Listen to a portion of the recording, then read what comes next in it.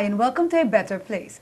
As we continue with our motivational series, we will be speaking today to a very inspirational and motivational young man. Stay tuned, we will be right back. It's a wireless system.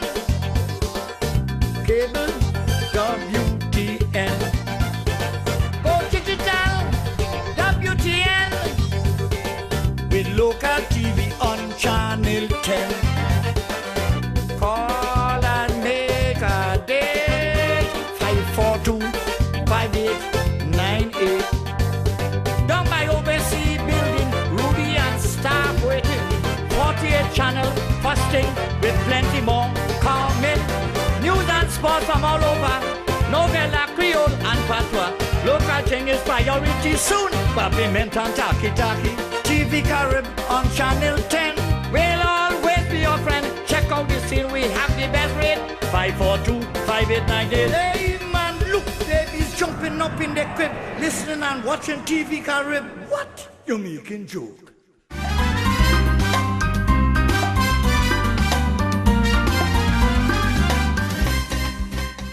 Hi, and welcome back to A Better Place. As I mentioned in the intro, today we will be speaking to a very inspirational young man here on St. Martin. Jamal, welcome to A Better Place. Thank you very much for having me. So Jamal, I know you because of various activities that you've been a part of in St. Martin, very motivating activities. So for the viewing audience who may not know you, tell them who you are and, you know, a little bit of your history. My name is Jamal Newton, was born on St. Martin. I went to school at St. Joseph's School, and then I went to Milton Peters College. Then I left St. Martin and attended the Zatking in Holland. After completing Zatking, then I attended the Hogeschool Rotterdam. While living in Holland, I used to play basketball. And the basketball club that I was a part of, they had a joint partnership with the gemeente, whereas they would go into communities with less fortunate people and, you know, introduce them to sports to help combat crime or whatever it was, you know, delinquency and stuff like that. I fell in love with that project because it gave me a chance to work with children. And I always believe that if you can reach a child at a young age, you can motivate him and her to do better with their lives. Because, I mean, I was small too and gave my mother a lot of problems. So doing that project, I did it for like maybe, I think, 3 or 4 years. And after I was keep saying to myself, you know what, I can do this at home for my own people, you know, because the greatness of that project was it gave you a chance to interact with different cultures. You see how they think, how they feel, and it was nice to see that at the end that they genuinely just accepted you for, you know, being part of their lives, you know. So moved back home, started to do some volunteer work in the community on the French side where I gave my time to coaching little boys with basketball. After that, I donated some time at the Max School where I'm presently employed as a coordinator of the community school. When I volunteered my time, I was doing more of a physical education just to give them some exercises and stuff like that. And then I became the coordinator, eventually the coordinator. Connected to that, I did a couple of workshops. I went to a workshop from Miss Erna May from Victorious Living. And there was a motivational speaker there talking about being a mentor. So I signed up for it. And eventually they called me and I received a mentee. A mentee is a youngster who I mentor on a daily basis, on a weekly basis. We stay in touch with each other. I go to his school to check up on him. Basically, just say he's my son. Right. So we interacted with each other and it gave me a chance to teach him how to be productive in a positive way. Because, I mean, I love coaching basketball, but I only interacted with those kids once or twice on a weekly basis. But with him, it gave me more of a chance to, you know, show him the guidelines. I mean, we did stuff like he would visit my job. He would see how it is to be around children, you know, and he would learn a couple of things. We worked together on his resume. And I taught him how to make a resume, and we went on some job interviews, which was a very, it's more of like an adventure, because, you know, he's young and he wanted to make some money, but he wanted a specific job, you know. So he got a couple of job interviews and he did work. And I mean, in the beginning it was rough. but in the end, you know, it was more of a rewarding feeling to see that, you know, he became something. He took school more seriously. He takes care of himself now. You know, he makes his own little money on the side, and you know, it's real good. Okay, so you said it, you went on to the Netherlands, and I'm assuming from all of what you've explained that you studied something in the field of either social work or teaching. Tell us what you studied, because you seem to have gone into that field. Actually not. I studied electronics, electronica. Okay. I did that from small, and I always told my wife it was something I hated doing, but I did it for the sake of finishing school. But then I went into, did different workshops and attended a lot of courses.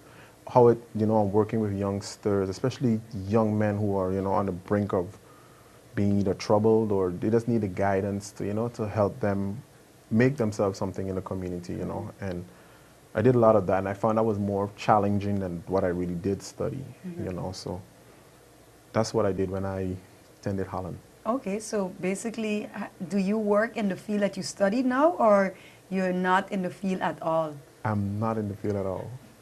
I'm more working at the Max School, where I interact with children and coordinate a program. It's a joint program with the morning school, and the beauty of the program, it's called a community school, is that it gives us a chance to not only help the children academically, but we also help them in ways of giving them different experiences on our little island, you know.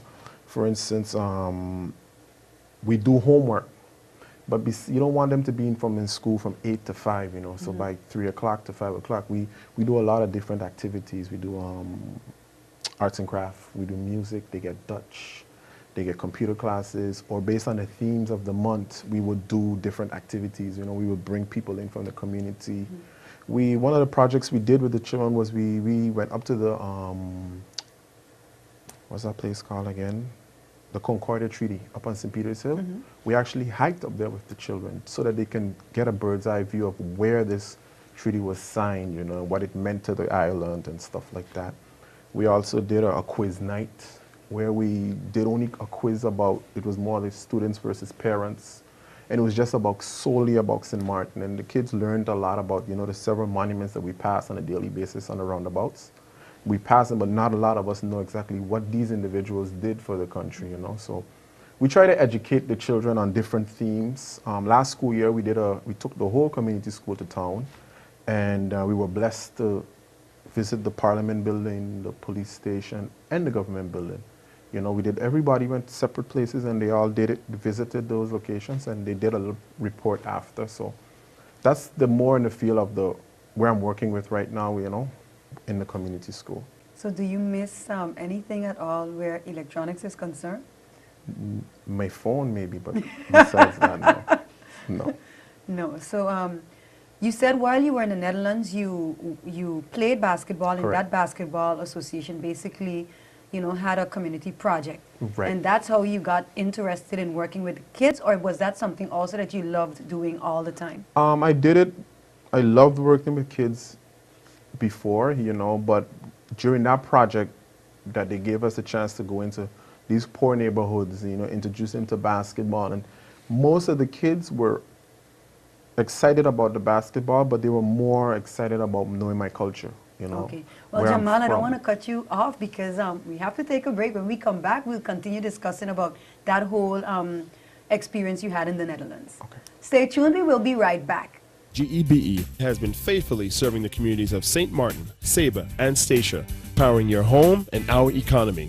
Come rain or shine, our qualified team of professionals are working hard 24 hours a day to provide you and your family with safe, reliable electricity and water. We use the latest technologies and test our products daily to maintain the highest international standards. Our friendly staff is always there to assist you, whether in person, over the phone, or online. We are committed to constantly improving our products and services, making them more efficient, effective, and environmentally friendly to serve you better today and our next generation of clients tomorrow. GEBE, powering a brighter future.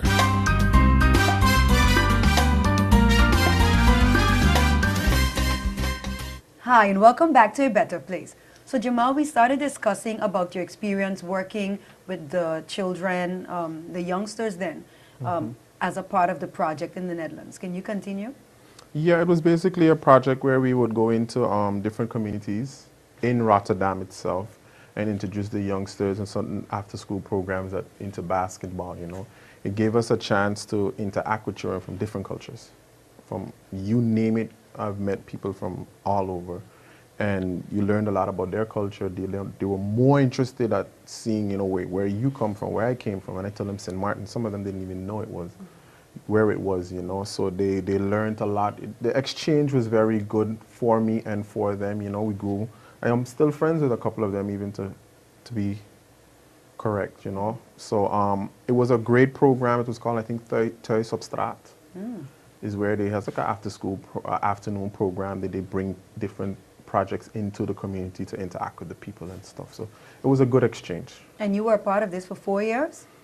For my basketball club, yes. More like 2 or 3 years I did that with them, yeah. Okay, and I think my question was, and that made you fall in love with working with youngsters? Yes. Okay. Yes, because I mean, you get the chance to reach them, and I mean, some of them are just looking for a little guidance, you know. I mean, there are behavioral issues, you know, but if you be that example for them, you know, they follow you quicker. Okay, so now tell us how you got into the community schools project. How did you start working along with that project? That project, my friend at the time was a coordinator, and she asked me, Tamara Hughes, she asked me to come in and, you know, help out with some physical education, whatever it was. And I came in, and from jump, I kicked it off with the kids. We interacted greatly. They loved the exercises, and in the afternoon they would make sure finish their homework just so that we can do these exercises, because it was not just exercise, but I made it in a playful way also. So they're getting the chance to do exercise, but they're not focusing on exercise, they're more focusing on the game aspect of it, you know. So it was the best of both worlds working with them. So then I got the opportunity to become the coordinator. I'm actually the co-coordinator because there's 2 of us. So we work together on promoting and doing different activities for that. So every year we have a themes that we follow on a monthly basis. And what are the hours that a community school runs? As soon as school is over. So from 1:30, we go straight down to 5 o'clock. Then there's buses that transports the children to home. And is there a fee involved in this community school? Yeah. Every community school charges a fee. We charge, I think, $60 to help cover the meals, the transportation, excursions, you know. Whatever it is we need to do. We do also have fundraisings. Like the time I came onto your show, we do one of our most famous fundraising is a Jingle Bell Jog. It's an activity where we allow the children to design a T-shirt, you know, and we put bells on our shoes, on our hands, and we go through the community, the Ebenezer, Sultry Ward, St. Peter's community early in the morning. It's more like a parent-children exchange also. So we go through the neighborhood, making all those noises with the bells. I mean, people love to see it, you know, and it's been growing every year. And after that, we come back to the school and we have a light breakfast with the students and their parents. Okay, so that's one activity that you do on a yearly basis with the kids? Yeah. Because you said you also visit various monuments, you do different field trips and stuff with them. Yeah. What is the intake of the children that come? How many kids do you have in this after-school project? It varies. It varies. The program is built to cater to kids who are having academic problems. So sometimes we do have maybe 100 kids. Sometimes, you know, due to parents, you know, who can't have their kids or afford their kids to come, or for whatever reason, you know. So the numbers are not always constant. Okay, question, because that's a great point you raised, because we know that a lot of our youngsters are struggling in school, and some of their parents can't afford to, you know, pay after care or after school for them. Has it ever been looked into to having this project be completely covered by government, and so that the parents might not, or those who can't afford would not have to pay? It is funded by government. It is actually funded by government. It's a government-run project. But you still need to collect certain funds to help, you know, lessen the burden on certain aspects to help the program run fluently. You do have parents who just can't afford anything, but you know that their child needs the help to be able to function properly in the morning, you know, so you can't refuse a child like that. So we try our best to help in That was whatever going to be ways my that we next can. question. So what Yeah. if you know that a child really needs the help, but their parents can't afford it? Would you allow them to Yeah, participate? we allow them. We allow them to participate, you know. We try our best, and at times it's a struggle to have parents' participation, because some parents, you can see the willingness in them, you know, and then eventually those children grow, you know. But then there's certain parents who might take up the program and say, hey, you know, I just dropped my child off and not worry that he's there, you know, assuming that he does his homework. But it's not that the community school you just come there, you do homework, you know. At home, we try to teach the parents that they have to enforce that same work at home with the children. If it's 10, 15 minutes, you know, you sit with them before they go to school, let's go over what they did in school, you know, throughout the day. So like you said again, so this program was mainly set up for kids who are having academic problems. Yeah, who need help. So it's not, because I always thought that the community school was more an after-school project that helped kids in the fields of art, music, you know, to help them build on that. No, it's an after-school program who basically helps those who are in those schools that need more assistance, more tutoring, more guidance in whatever way that they can, you know. So, but the arts and the craft and stuff like that are just extras, because, you know, basically the children, they do their homework from like 2 o'clock. By 3:30, you know, they're basically a little burnt out, you know. So those extra classes help boost them in other areas, that with arts, physical education, you know, etiquette. We give etiquette also, computer classes, you know. So it just enforces them in other areas. Okay. Well, Jamal, thanks so much for what you've talked about so far. And when we come back from the break, we'll continue to discuss what Jamal does in the community in terms of motivation and inspiring youngsters. Stay tuned. We will be right back. Are you really gonna eat all of that? All of that chicken? All of that lettuce, cheese, and bacon?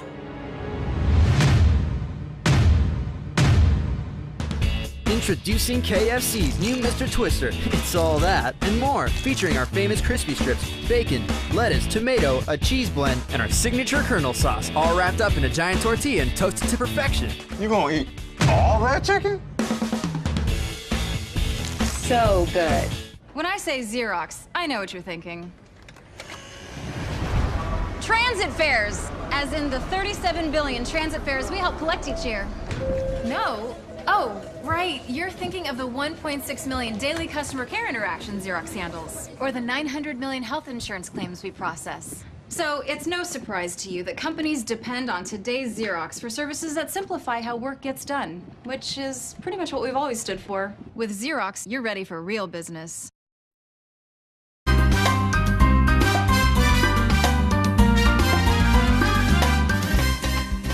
Hi, and welcome back to A Better Place.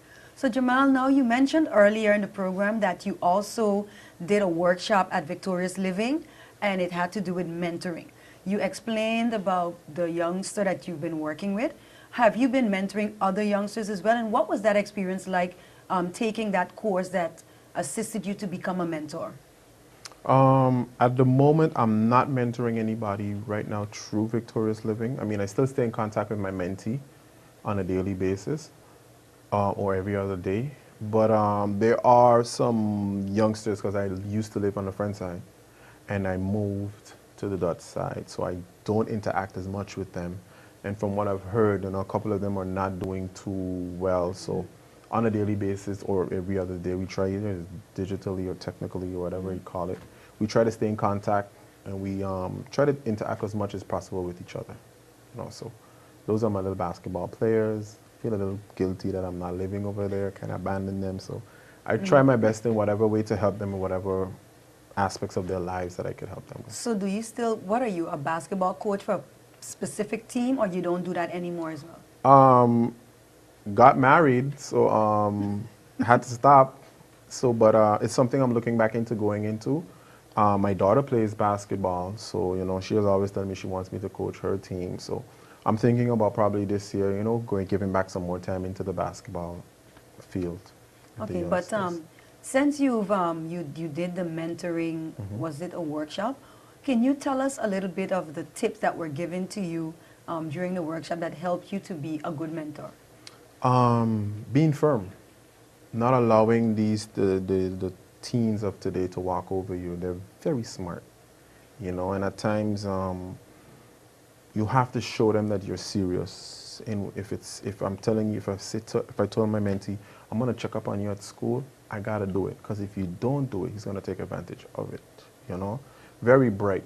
I even learned a lot from him also. You know, so being accountable for your word, you gotta be real with it. You know, just don't be fake with them.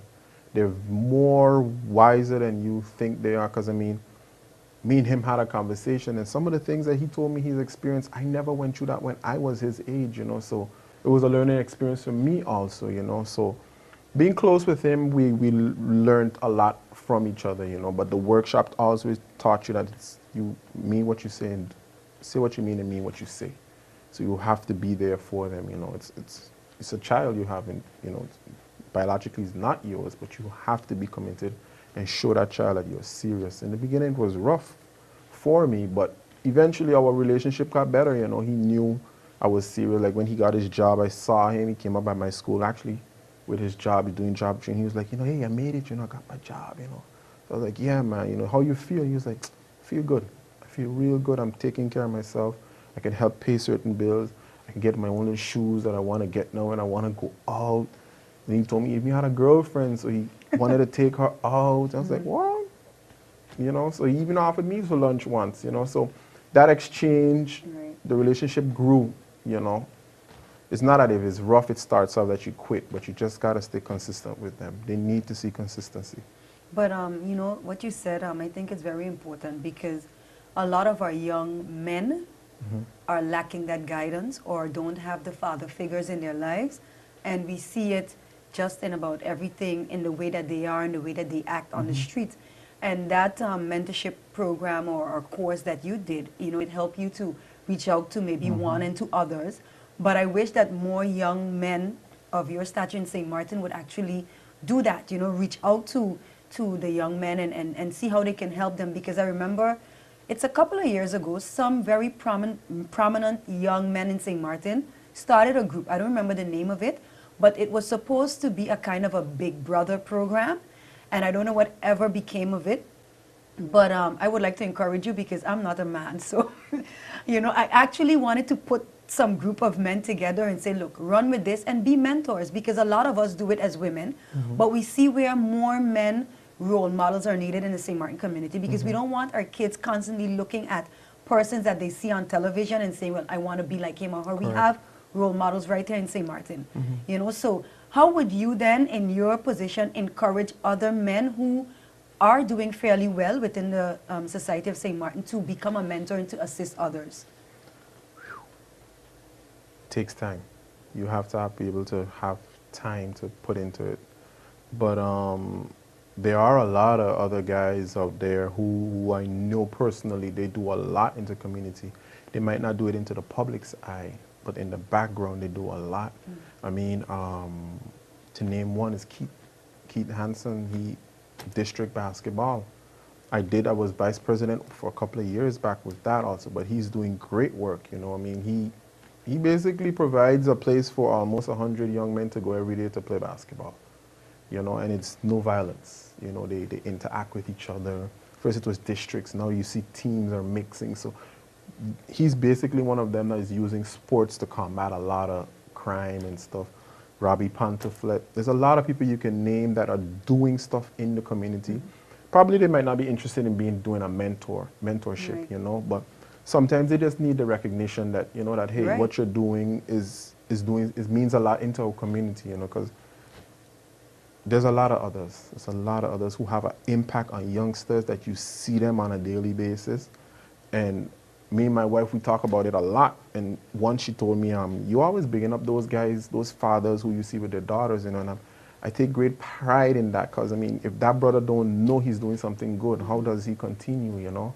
You look at small stuff like that and you just encourage. You just need a little, hey, you know, you're doing the right thing. We tend to bring down a lot of men in our community just because the norm, you know, hey, yeah, fathers don't do this, they don't do that, but you need a little encouragement every now and then, you know. If I could pass and I could make you feel good about something you're doing for your own child, I will give you the compliment. You know, it's just about giving and making each other feel good, you know. There's a lot of them. There's a lot out there who are mentors. I'm glad that you mentioned at least two. I mean, I know Robbie, and I do know that Robbie does a lot. I never knew that Keith was so involved. I know Keith, you know, I don't know him personally, but I know of him. I didn't know that he was involved in the district basketball. I do know that that was something very much, you know, going on, but I don't hear much about it anymore. Right. But unfortunately, we've come to the end of this segment of our program, but we'll continue to discuss a little bit more about that in our second part when we talk about the foundation that you're part of, the IDAT Foundation. So Jamal, I want to thank you so much for having been a part of A Better Place, and we'll continue to chat a bit in our part 2 when we talk more about the IDAT Foundation. And to you, the viewing audience, I would like to thank you for having been a part of A Better Place. Stay tuned for part 2 of my program with Jamal Newton, and then we will be discussing the IDAT Foundation. I am your host, Angelique.